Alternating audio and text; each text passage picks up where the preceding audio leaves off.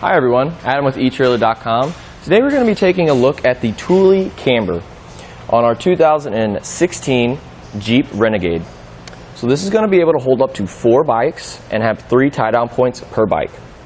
You're going to have 2 zip tie style straps up top and 1 anti-sway cradle down at the bottom. And what that's going to do, it's going to help limit that bike-to-bike contact that you get when you're going down the road. So let me just go ahead and show you how to get this bike off the rack. You just press in these tabs, fish it on through. And as you can notice, there is a nice rubberized coating on the inside of this strap right here. So that's going to protect the top part of your frame when it's all strapped down.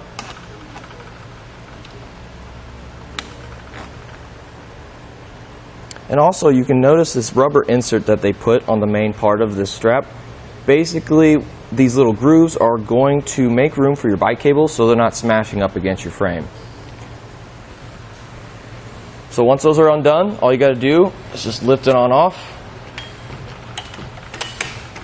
And this frame does have a relatively small spacing in the middle, so you might have to go and oscillate from one side to the other, but then that's all it really is.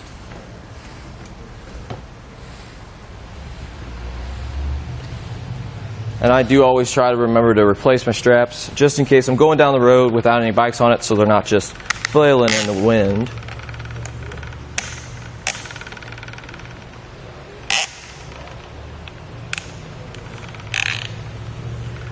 Alright, so let me take some measurements for you. It's always smart to know how much length you add to the back of your vehicle just to see if it'll fit in your garage fully expanded, or if you're backing up in any unknown areas. It's always nice to know how much length you add, which in this case is about 41 inches from the back of our Renegade here. Let's just say you have a very small garage and you only have a couple feet of clearance. You can actually pull this lever up top, it'll snap into place, and it'll break that down to just a little under a foot. So for example, if you're going to a trail and you need to get something out of your back hatch, there is another latch down here that you just lift up. And it does tilt away, so you can just effortlessly get anything from the back of your hatch. Let's just say you have a GoPro, backpack, maybe a couple lunches you're going to take on the trail with you. You won't have to worry about not being able to access your hatch. And then once you're done, all you got to do is just tilt it back up. It does lock into place, letting you know that it's nice and fastened and secure. A couple more measurements for you. This top right here is pretty close to your vehicle, about a little under 5 inches, about 4 3/4 inches.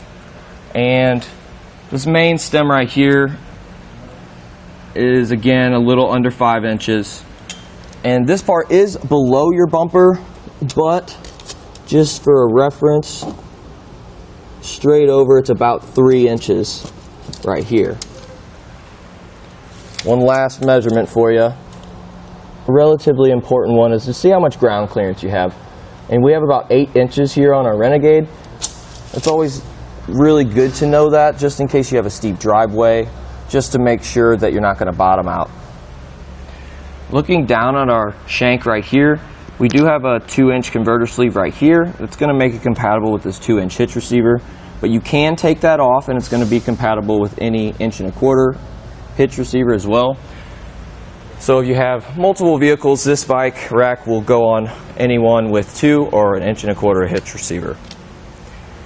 And that just about does it for our look at the Thule Camber bike rack on our 2016 Jeep Renegade. Here on our test course, we'll start by going through the slalom. This is going to show us the side-to-side action. This simulates turning corners or evasively maneuvering.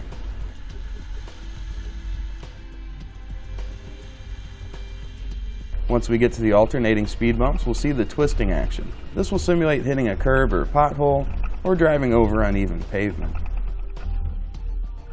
Once we get to the full speed bumps, we'll see the up and down action. This will be just like driving in and out of a parking lot, parking garage, or driveway.